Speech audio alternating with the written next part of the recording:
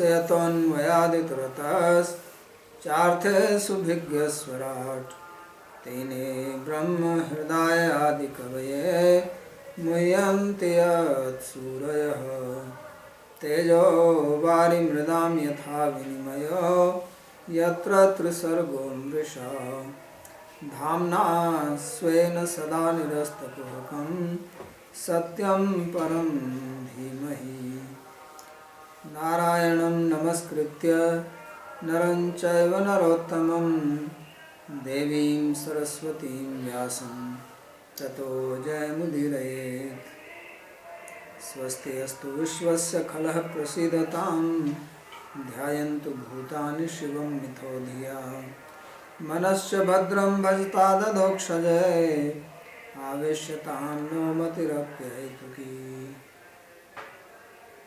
Reading from Srimad Bhagavatam, Canto 5, Chapter 16, beginning from text number 1. So what comes now is the description of the universe, and the way it is being described is not what we know or what we have studied in our geographical books. So it's difficult to relate this with our practical experience. There's at least I have not seen any satisfactory explanation of this anyway. Some people have tried to explain it, but it does not match with what is known through modern science. Some things are there, but most of this seems spoken from a different angle, and you will see some hints here. So anyway, we read it. This was a little bit difficult topic now, next few chapters. So Raja Vacha, King Parikshit, he asks a question to the speaker of Bhagavatam, Sri Sukadeva Goswami.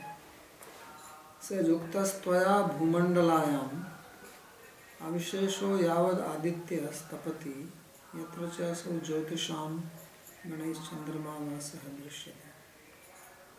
He said that, or says, you have said that this Bhumandal,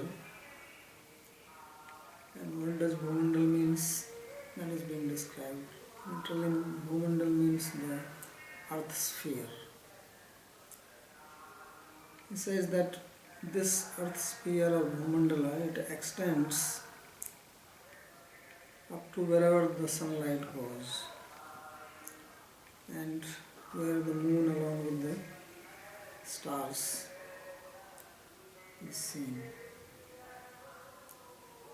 Tatrapi priyavrata rathara charana parikhataihi saptabhi sapta sindhava upaklipta yata etasya sapta dvipa vishesha vikalpas tvaya bhagavan kalu suchita etadeva akhilam aham manato lakshmatasya sarvam vijigyasami.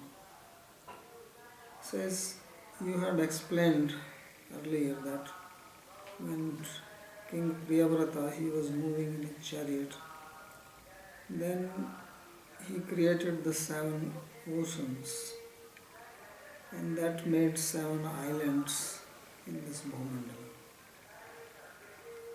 So I want to know the measurement of these islands and oceans and their characteristics. This is what I would like to hear. Bhagavato gunmaye sthula rupa aveshitam mano hi aguni api suksham tamaya atma jyotishi pare brahmani bhagavati vasudevate shamam aveshitam tadu he etad gurur arhasyam varnetam. And now he explains why he wants to know this description. What is the purpose behind it? Because he was not interested in knowing the structure of the universe, he was more interested in knowing about God. So he says that this universe is the gross form of God. And this is made of the three gunas, sattva, rajas and tamas. Says if your mind becomes absorbed in it, knowing this to be manifestation of God, then it is easier to fix your mind on the transcendental form of God, who is subtle and beyond the gunas of Prakriti, who is self-luminous and who is known by three words: Brahman, Paramatma, Brahman, Bhagavan and Vasudeva. And it is for this reason that I would like to understand. So many times the universe is explained in the Puranas, in Bhagavatam also, second canto, third canto. We read that this is a form of God. So this description is given so that we become God conscious. Because at present this is what we are observing, we are perceiving. So our nature is to think this as not God, but different from God, and ultimately something which is meant for me, for my pleasure, for my enjoyment, for my exploitation.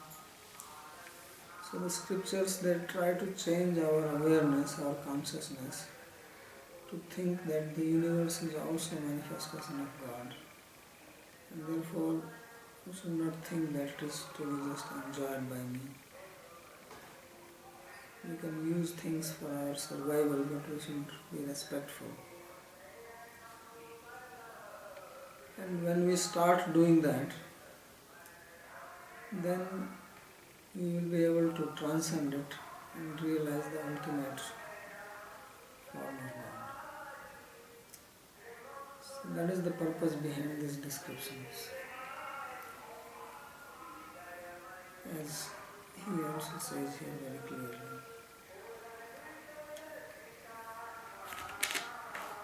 So there is a commentary on this much. He said, Jambu Dvipasya Varshanam Shailanam Madhyavartina Sumeroscha Pramanam Yat Shodase Tam Nivadyata. The way this is being described here, this earth planet seems like an island called Jambudvipa, because there were 7 islands which were created by Priyavrata. So the way the earth is being described, it is described as Jambudvipa. Dvipa means an island. So that is one of the 7 islands, and it has got 9 divisions in it, which are called Varsha. And India is called Bharatavarsha. It is one of the 9 divisions. And then there are other Varsha, Lilavarat Varsha, where exactly they exist really it's not, except for Bharatavarsha, which seems to be the way it is because it said it has Himalaya on the north. And the other ones, at least it's not the way it is now. Maybe in the past it was the way it was, the Jambudvipa. Because historically we know that many of these continents were together. And sometime in the past, whatever happened, they broke away. So maybe at that time it was like an island and water all around it. It appeared like that. Therefore it was called Jambudvipa. So he says that in this chapter there is a description of this Jambudvipa with its various divisions called Varshas and the various mountains in it. Especially the Sumeru mountain you see at the center of this island. supposedly on mountain, which is Sumeru, and Pramanam yat sodsetam nigadate. And this is described here in the 16th chapter. Now in Mahabharata also there is a description, but from there it appears that you can approach only Bharatvarsha, and for ordinary human beings it is not possible to go to the other Varshas. Because there is a description when Yudhishthira Maharaj did the yajna, and then this horse was released and Arjuna was following, so he thought that it went into an area where human beings cannot reach. So really we don't know how the situation was before. Maybe there was some obstacle in between going to the other parts.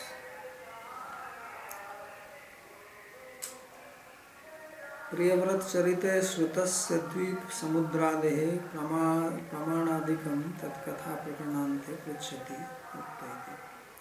So after the story of Priyavrata and his dynasty has been explained, King Parikshit, who was hearing this from Sukadeva,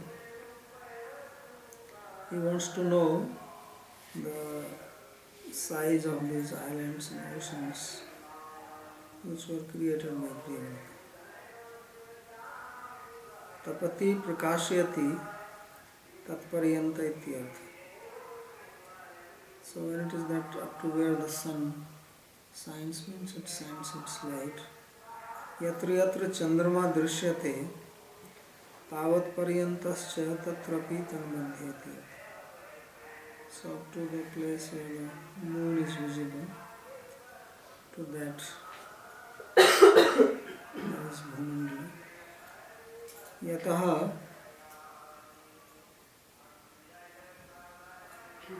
सिंधुभ्य एतस्या भुवः सप्तद्वीपानां यो विशेषः तेषां विकल्पो भेदः प्रभेदः एतत् सिन्धुद्वीपादिकम्. So there is also some river was there, Sindhu, and Sindhu also means ocean. And the word Hindu actually comes from the word Sindhu. Because the size, there's H in the Arabic language. So they call this place as Hindu or Hindustan. Stan means place. Because there was a river. But it seems there was actually an ocean before. So we also know that once upon a time some of these mountains were inside the ocean. And like Alps, they have found fish in between stones. And you can actually see the layers being pressed. So Himalaya was also probably inside the ocean once upon a time it came out. And that's why this place is called Sindhu. So Sindhu is also it was part of India before, which is in Pakistan, and the state is called Sindhu, next to Punjab, next to the border with India. So maybe there was ocean here once upon a time, and maybe again there can be ocean by global warming, snow melts and the ocean comes maybe inside, right? Or maybe even sitting in the Himalayas. So a lot of things have changed over the time, and some of these things we find in these books. So now Sindhu is a river, but in the word Sindhu here is also used for the ocean, because it says Sapta Sindhu, means 7 oceans. And there is the Sindhu Dvip. Jigyasya phalamaha iti. So what is the reason for this inquiry that is being described in these words? Says atra maya iti kartri pada anuktya tatratyanam bhakti misra yogavatam mano nidhitsanurudhinaiva maya etat puchyate. So in this verse he makes a comment that there is no mention that says that my mind, I will be able to fix my mind by this description on God. That is not stated. He just says that it is possible to fix the mind. So Vishwanath Chakravarti says that this, he is not speaking for himself, but he is speaking about the other people who were sitting there, because some of them were yogis there, some were jnanis, some were following the path of karma. And therefore it was necessary for them, and it is on their behalf that he is asking this question, because they need to fix their mind on God. Because in bhakti you directly try to fix the mind. Mametu tvanmukha kamala Sindhamana Bhagavat Katha Rupa Makarandasya Karnabhyam Panamena Bhagavat Prapti Sadhanam iti Dyotita. So he says, as far as I am concerned, I am just hearing the words coming out from your mouth, which are all related about the Lord. And I am drinking, this is like an ambrosia flowing from your mouth, and I am drinking it. So the meaning is, the indication of the drinking is that when you drink, then you cannot walk. You sit down and you drink, but you can walk and hear. So when he says that I am drinking this, which means that my mind is fixed. Because drinking you become more absorbed than in hearing.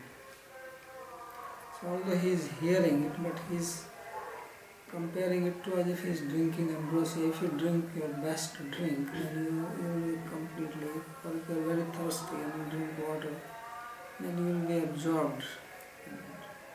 So like that he says, I am drinking this, and therefore I don't need to hear this to fix my mind, but it is for other people. This is the implied meaning statement. Kincha yah bhagavato gunmaya sthula rupe iti bhed bodhikaya shasthya agune bhagavati iti abhed bodhakena samanadhikaranyena cha bhagavattvasya gunatitatvam bodhita. So he makes a very keen observation. That is really very fantastic. He says that here it is said that the gross form of God. So he says here the sixth case is used, or possessive case. Means when you say your book, your body, your car, then what it signifies is that it is different from you. When you say your car, or your book, or your money, then you are not that. So he says when you say the gross form of God, then it means that God is actually separate, and this is his gross form. And therefore the possessive case is used. But when it is said the transcendental form, then the possessive case is not used. Then agunayapi, then the same seventh case is used. Agunayapi bhagavati brahmani vasudeva. So that means that God is not material. This is the sense which comes if you analyze grammatically why the possessive case is used when it is said the form of God, and when it is said his transcendental form, then the seventh case is used, which means it is in the same case as the word Bhagavan. It's in opposition, not in a separate way, not in a separate case. So in Sanskrit, when you have an adjective for an object, then they have to have the same vibhakti.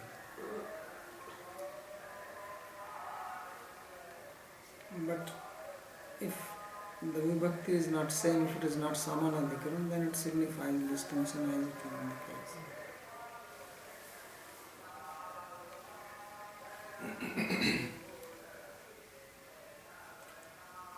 So now he explains it, and Jiva Goswami just writes it.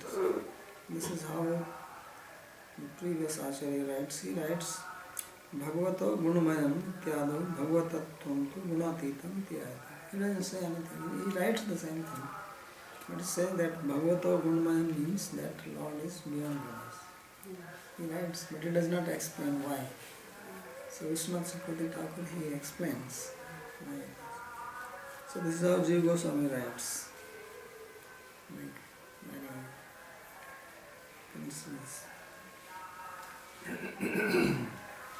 Guru iti tav sarva muni jan gurutvad avasyakat vaktavyam etaditi bhava. And he is referring to Sukadeva as Guru. So he says, you are everybody's Guru, and therefore it is necessary that you speak this. So Rishi Rovacha. So now Sukadeva speaks. So some commentators have commented on this word Rishi, especially Vamsidhar, the commentator. He has also a very nice observation. Everywhere it is written Sukha Uvacha, that Sukha answered, never Sukadeva. But here specifically, instead of saying Sukha Uvacha, it says Rishi Uvacha, that the sage answered. So this commentator said that Rishi Uvacha iti ihat trikal tarsitva bodhanaya Rishi pada priyoga. That this indicates that he is speaking something which is beyond human perception. Because he is a Rishi. Rishi means who can see past, present and future. Or who can see beyond our sense perception. It is called Rishi. So he says this indicates that he is going to speak something which is not within the purview of our senses. That's why I said that this thing that he says is difficult to understand. Otherwise there is no need for him to say Rishi Uvacha. Everywhere you read he says Sukha Uvacha, Sukha Uvacha, everywhere. Whenever he asks a question and Sukadeva Goswami speaks, it's Sukha Uvacha. But here it says Rishi Uvacha. So this is a very important point which he comments here. So now before he starts explaining, he also makes one hint about it. He says, Navai Maharaja Bhagavato Maya Gun Vibhute Kashtham Manasa Vatsa Vadigantum Alam Vibudhayushapi Purushas Tasmat Pradhanyaneva Bhugol Apvishesham Nama Rupa Mana Lakshanato Vyakhyasya. So he says, my dear king, even if one lives the life of a devata, Vibudha, then one cannot understand this material manifestation of the Lord by even one's own mind. Therefore, I am going to speak about Bhugolaka in some prominent parts by explaining the name, form, size and characteristics. Four things. So interestingly, the word which he uses here is Bhugol. Gola means round and Bhu means earth. So wherever the word comes, he always comes that earth is round. So at least they knew this much, that earth is round, not flat. And the word Bhugola itself means that. So sometimes mandala also round.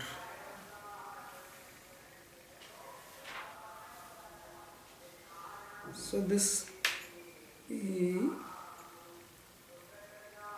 explains from the very beginning, Kasthamantam Rupam Sannivesha Lakshanam. So in the very beginning he makes it very clear that it is not possible to understand this whole thing, even if you live for thousands of years, even with your mind. So that means something which is being explained here is really, you cannot compare it with our knowledge which we attain through our senses. Because he is not just speaking of what you can through your senses, but there is something which exists also beyond sense perception. And we are seeing this Aristotle in the pillar. So with our senses we did not see any nun or any man with a beard there, but it comes in the photo. So that means there are certain things which exist and some people can see them and they can describe. So this description here is something like that. Yovayam dvipaha kuvalaya kamal kosha abhyantar kosha niyati yojana vishala samavartulo yatha puskarapatram. So he says that this Jambudvip on which we are living, this is like the center of the Bhumandala, which she compares to like a lotus flower. That if there is a lotus flower, and then at the center is the Jambudvipa. So if Jambudvipa is taken to be the earth, then earth is like in the center, and then there are other things which are not visible, of course, but they do exist.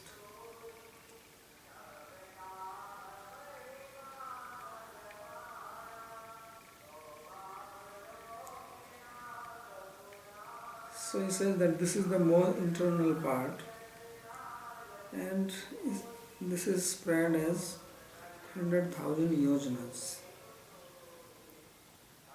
So I don't know what is the circumference of the earth, but here it says something like, this seems too much. And this, he says, round in shape, like a lotus leaf.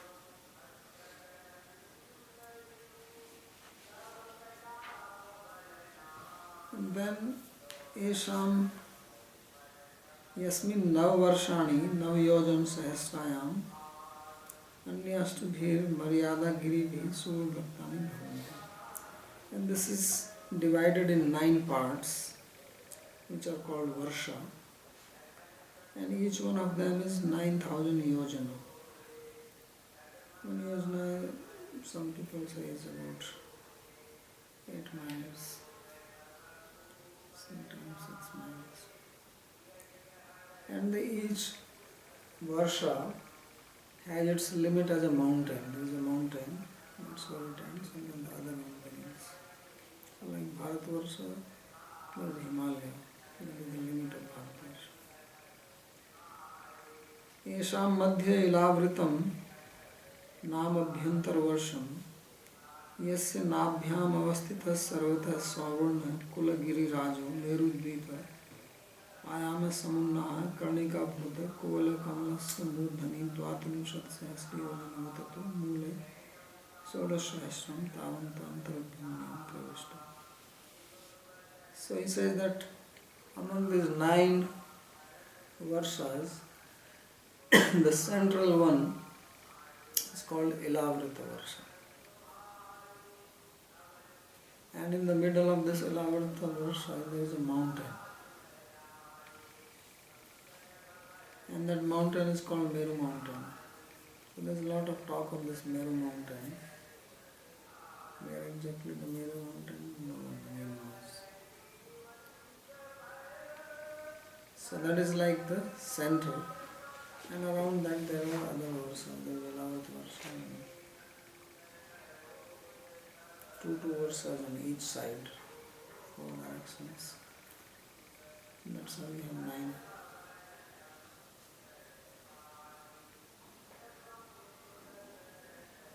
So this Meru mountain, this is the king of all mountains, Kulgiri Rai, and it is golden mountain.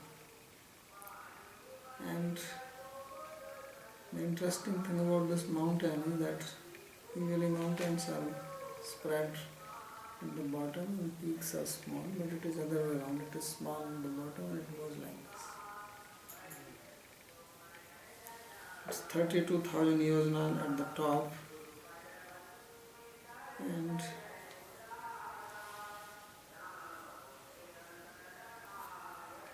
16 at the bottom.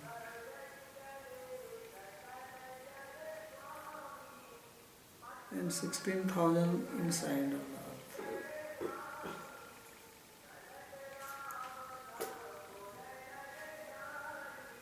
And 84,000 above.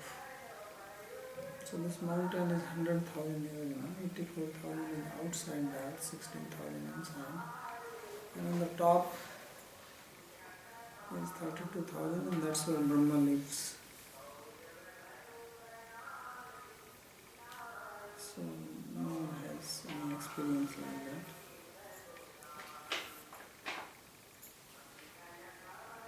Uttara ilavritam nila sveta shringavan iti trayo ramyak hiranmaya kurunam darshanam maryada giriya pragayata bhivata sharodau adayo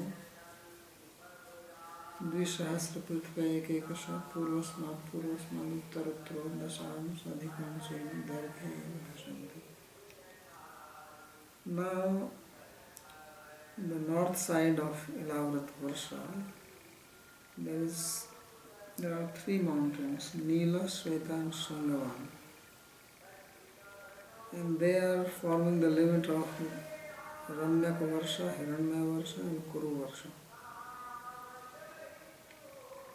And these mountains spread from east to west until the ocean of salty water.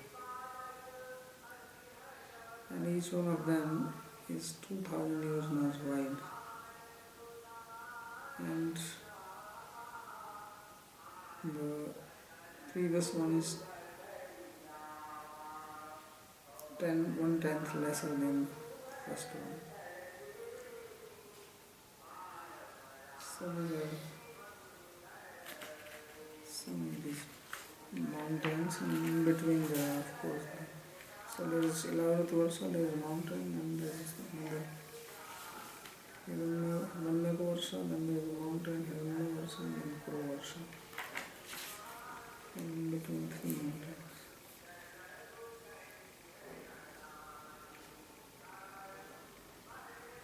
So why nischayana kuvalayam bhumandalam tadeva kamalam tasya kosha mandalte astita saptadvipaste subhyanto kosha yam drishamana jambudvipa sarniyati yojana vishala lakshya yojana vistirna naviyojana sahasra namayana yasam astabhir himalayadibhi sannivesastu vayunayakta dhanurvat astita gaya devarsha dakshinottare निर्घाणी तत्र चत्वारि चतुरस्य मिलावितं दक्षिणोत्तरे भारतोत्तर कुरु वर्षे चत्वारि किं पुरुष हरि वर्ष रम्य हिरण्मयानि वर्षाणि नीलनिषधयो. So he is quoting from Agni Purana where names of these varshas are given as Bharat Varsha, Uttar Kuru Varsha, Kim Purush Varsha, Hari Varsha, Ramya Varsha, Hiranyaya Varsha, Nila Varsha, Nishad Varsha. Terasini bhuya samudra pravishtiya sanlavnatvam bhadrashvaketuman yorapi dhanurakriti-tvam atastayor darghitaya madhya sankuchatvena sahasramayatam ilavritasya tu meroh sakashat chaturdikshu navsahasra yamattam sambhavet vastutastu ilavrita bhadrashvaketumalanam चतुस्त्रिंशत् सहस्राणि नाभ्यां मंदिर दीपस्यायं लक्ष्मीं प्रमाणि तावन् समन्वः श्रायस्य षोडशसहस्रम् इति तावत् षोडशसहस्रमानेन अतः चतुरशीतिसहस्रयोजने श्रुतो भूमितो दृश्यते उत्तरेण इलावृतस्य उत्तरतः उभयतः पूर्व पश्चिम दिशो पृथ्वी विस्तार. So just describing this, their height and their length and breadth. एवं दक्षिणेन इलावृतं निषधो हेमकूटो हिमालय इति प्रगायता यथा नीलादेव हेतु अयोजनसेद हरिवर्ष किंपुरुष भारतवर्ष यथा संख्या. So then on the south side of Ilavrata there is Nishad mountain, Hemkut mountain and Himalaya mountain. And they are also spread from east to west. And they are 10,000 yojanas high. And then there are the Harivarsha, Kimpurusha and Bharatvarsha. So that means there is Ilavratarsha, then there is Harivarsha, and then there is Kimpurusha, and then there is Bharatvarsha. So Bharatvarsha is the last.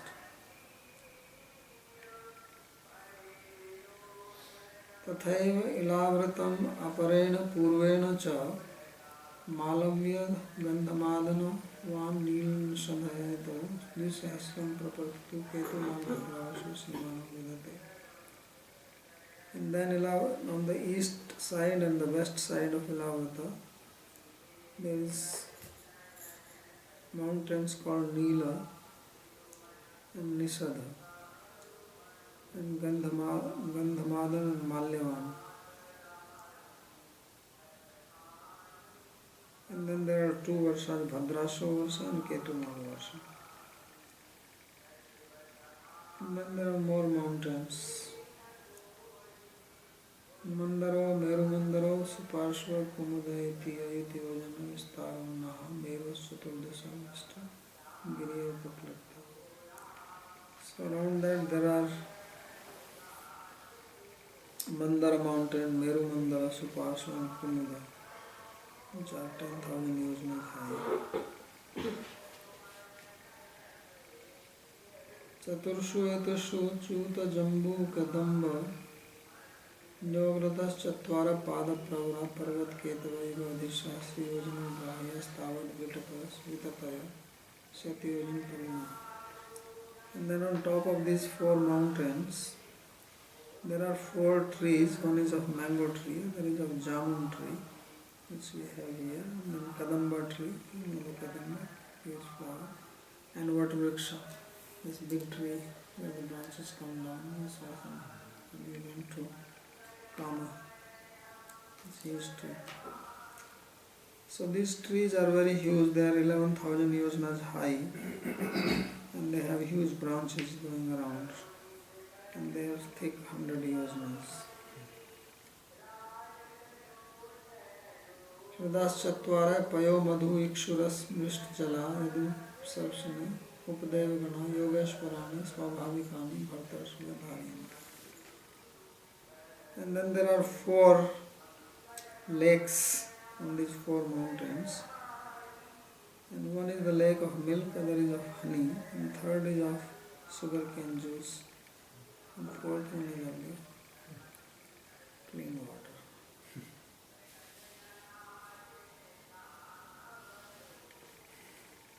And then there are four, so only those people, Yaksha and Kinnara, who have natural mystic powers, yogic powers, they can go there and drink the juice and take bath. Devodyanani cha bhavanti chatvari nandanam chatratham vamrajikam sarvata bhandram. And on these four mountains there are four very wonderful gardens where the devas along with their wives go there. And these gardens are called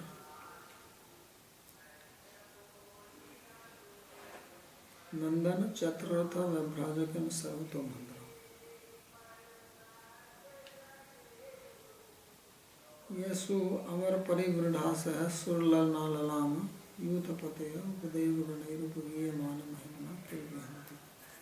So these devas, they go there and have their picnic. Mandarot Sange Ekadash Shati Yojano Tunga Devachuta Surso Giri Sathara Stulani Phalani Amrit Kalpani Patanti. So the tree which is on the Mandara mountain, which is 11,000 yojana high, the mango tree, it has mango fruits which are like big mountain peaks. And these fruits are falling on the ground. And when they are falling on the ground, they are breaking. And by breaking, the juice is coming out from them, which is reddish in color, and it is very tasty. So you can have mango drink, fresh. And then this juice, many mangoes, big ones fall down, then it becomes like a river. It flows down, and it comes to Ilavrata Varsha from there.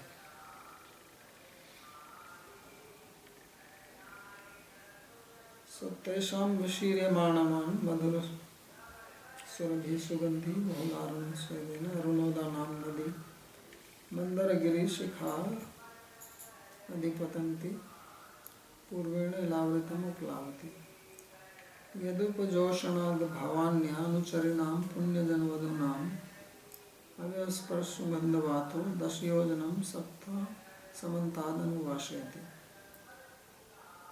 So the servants of Parvati, wife of Lord Shiva, they make use of the water of this river.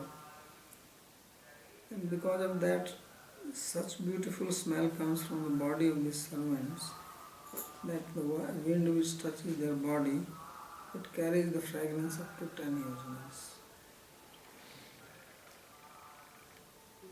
Evam jambu phalanam atyucha nipata vishirnanam asthi prayanam abhikai nadhanam rasena jambunam nadi meru mandara shikharad aitu yojanad avanitale nipatanti dakshinena atmanam yavad ilavratam upashandyati. Similarly, the second tree, the tree of Jambu. So Jambu gives the Jambu fruit. It comes here in India in rainy season. Small fruit, little bit violet in color. You eat it, your tongue also becomes violet. But there the fruits are like big elephant size. And these fruits are falling on the ground. And the juice is coming out and turning into the river called Jambu Nadi. So, and that also comes to Ilavrata.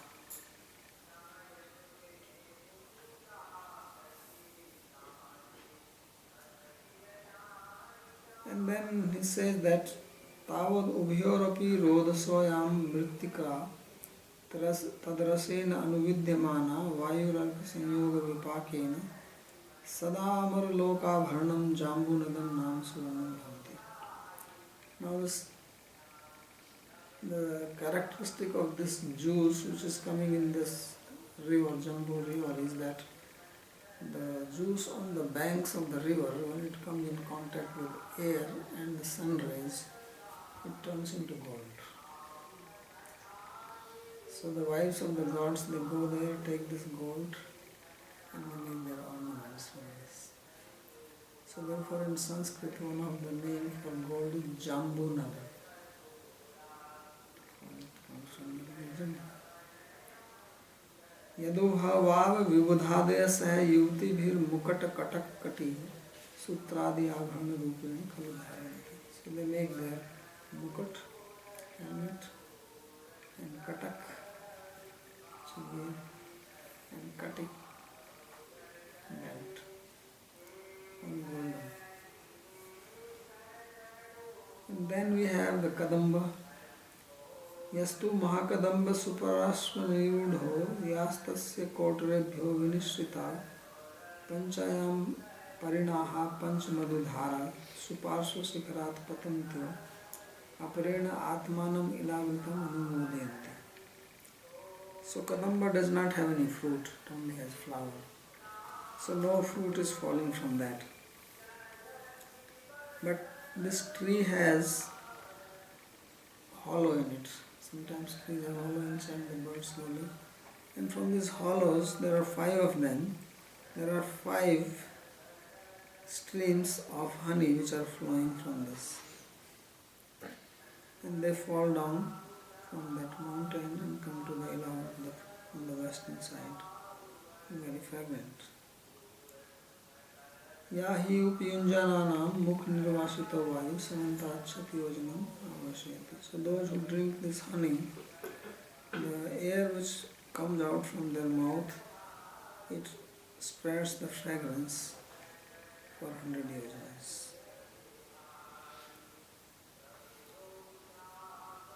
एवं कुमुद निरूढ़ो यः शतवल्शो नाम वटस्तस्य स्कन्धेभ्यो नीचीना पयोधि दधि मधुघृत गुणनाद्यं वर्षय्यासना भन्नादय सर्वैव कामधुरानन्दे कुमुदाग्रात् पतन्तं उत्तरेण लावृतं उपयोजयन्ति. And in the same way we have the Vatavriksha called Shatvalsa. So from the branches which are called jata, like they look like matted hair, so various rivers are flowing from that. And from that you get various types of objects: milk, yogurt, honey, ghee, wood, grains, cloth, bed sheets, massage table.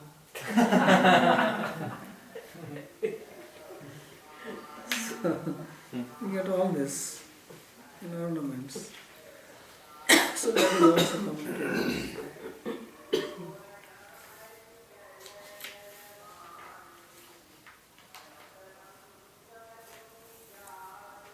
Then yan उपजुषाणानां न कदाचिदपि प्रजानां वलिपलितक्लम स्वेद दौर्गन्ध जरा मय मृत्यु शीतोष्ण वैवर्ण उपसर्गादयस्ताप विशेषं भवन्ति यावज्जीवं सुखं निरतस्य.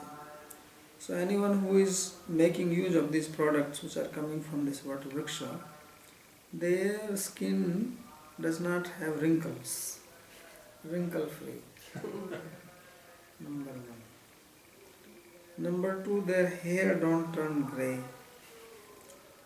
They don't get tired.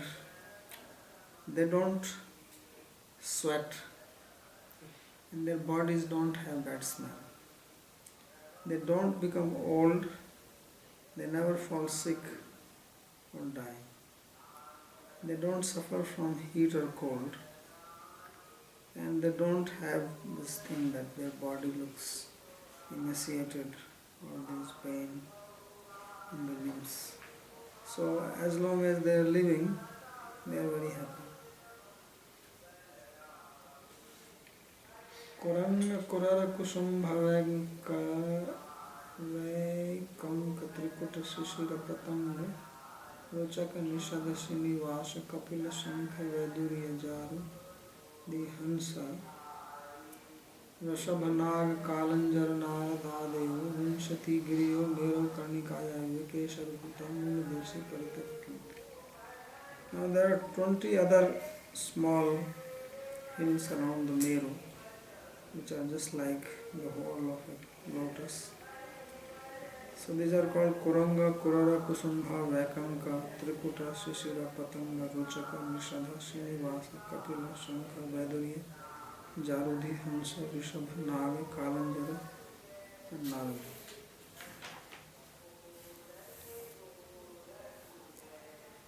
Jathardeva Kutau Meru Purvena Stadasyo Jana Sahasram Udgayato Dvisahasram Prithakatungo Bhavata Eva Parena Pavana Pariyatro Dakshinena Kailasa Karviro Pragayata Vetam Tartestringa Sringa Makaravashta Bhivetai Paristrito Agniriva Paritas Chakasti Kanchanagiri. Then he says that besides this there are 2 more mountains on the east side of Meru called Jatra and Devakuta. and they are 18,000 yojana long and 2,000 yojana wide and 2,000 yojana high. And similarly on the western side there are two mountains called Pavana and Pariyatra. On the south side there is Kailas and Karvira, and in the north there is Trishringa and Makara.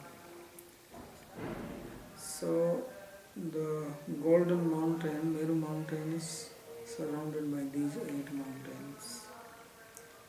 Meror Murdhani Bhagavata Atmiyone Madhyata Upkliptam Puri Mayut Yojan Sahisrim Samsatrishram Shat Kaunhim Badanti.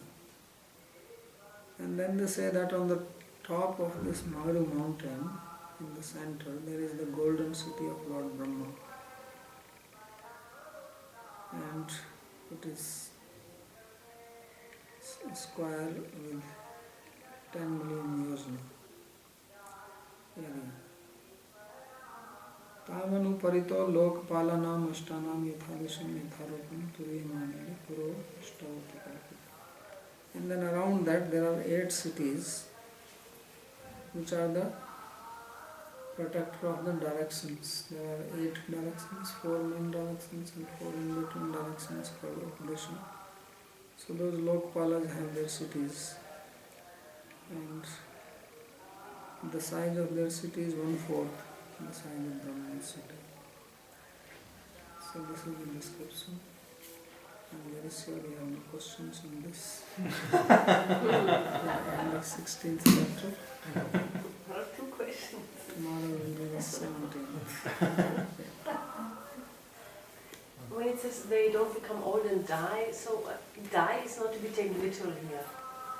Yeah, literally means they will probably transported from there to somewhere. I see.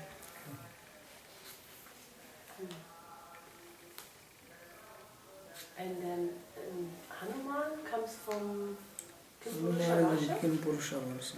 He will describe each versa in detail. So the pastimes of his childhood are all happening in Kimpurusha Varsha? No, he is living there now, but when Lord Ramachandra comes, he comes to Bharatvarsha. Otherwise he stays at Kimpurusha versa. So he is born here? Yes. Then he will start describing each versa, and there is one specific person who is living there, like Hanuman, and one specific deity related in that versa, who is worshipping there. That is the next discussion. So these are like the planets where these Devas Yeah, have more or lived. less they are like planets. And they are supposed to be part of Bhumandal.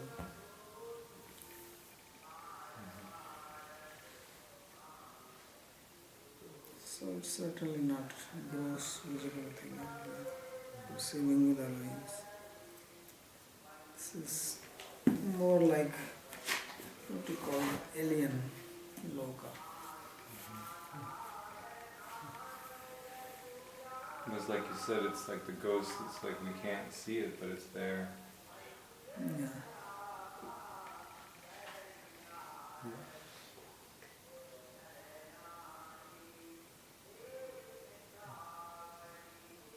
And Vaikuntha is another place. Oh, Vaikuntha? Yeah, Vaikuntha is. Vaikuntha is beyond material world. This is just Bhumandal. So that's why all these lower deities are there. Yeah. Vaikuntha is not here.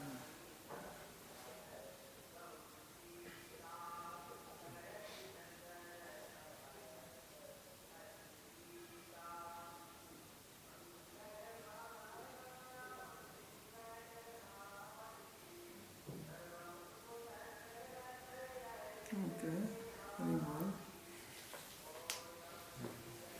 Some problem with relay. Sound problem. Again, did it not record? No, it's recording, but they're sending a message that sound was not good.